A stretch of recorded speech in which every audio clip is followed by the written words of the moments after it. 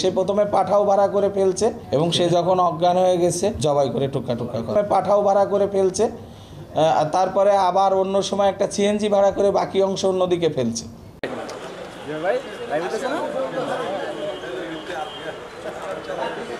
ছবি নিচ্ছি তো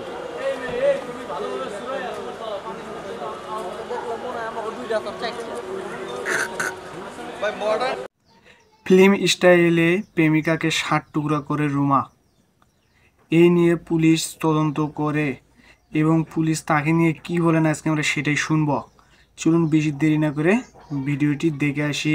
সে প্রথমে পাঠাও ভাড়া করে ফেলছে এবং সে যখন অজ্ঞান হয়ে গেছে জবাই করে টুকরা টুকরা করা। স্টপ স্টপ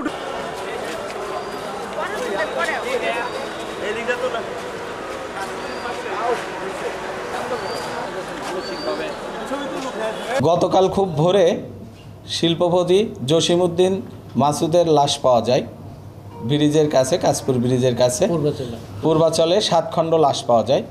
আমার পুলিশ আমরা তাৎক্ষণিক এ বিষয় নিয়ে কাজ শুরু করি এবং আমরা এই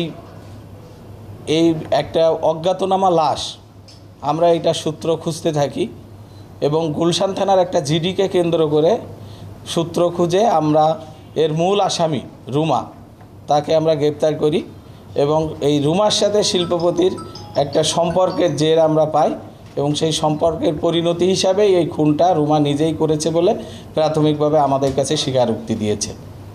এর সাথে আরও যারা জড়িত আছে তাদেরকেও আমরা আইনের আওতায় এবং গ্রেপ্তারের চেষ্টা অব্যাহত আছে এবং সবচেয়ে বড় বিষয় হলো যে একটা আইডেন্টিফাইড 7 খণ্ড লাশের যে আসামি আমার পুলিশ অতি দ্রুততার সাথে 24 ঘন্টার মধ্যেই আমরা গ্রেপ্তার করতে সক্ষম হয়েছি। আমাদের আরও 2 জনকে নিয়ে আসা হয়েছে, তাদেরকে জিজ্ঞাসাবাদ করা হচ্ছে যে এই ঘটনায় তাদের সম্পৃক্ততা কতখানি আছে এটা দেখার জন্য।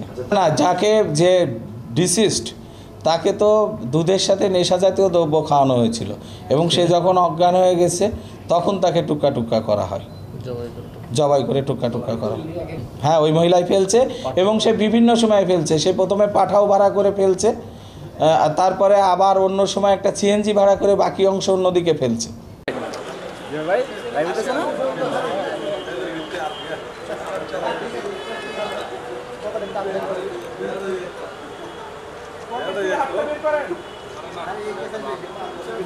স্টপ স্টপ একটু থাকেন, দাঁড়ান দাঁড়ান।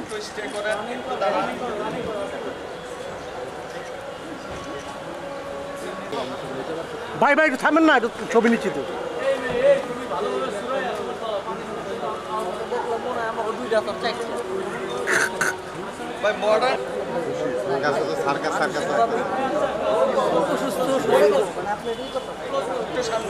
হ্যাঁ, মাসুদ ভাই উঠলা কেন লিগা?